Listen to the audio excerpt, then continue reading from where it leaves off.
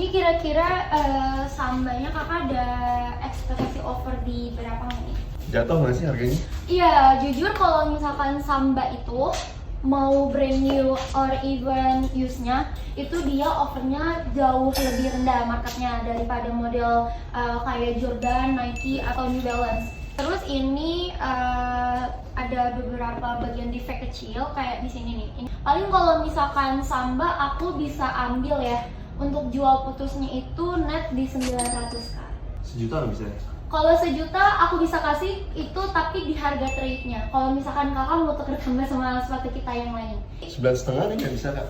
Kalau 9,5 aku belum bisa. Paling netnya di 900k. Yaudah kak, nggak apa-apa deh. Nggak apa-apa, berarti lepas aja nih ya 900. Oke.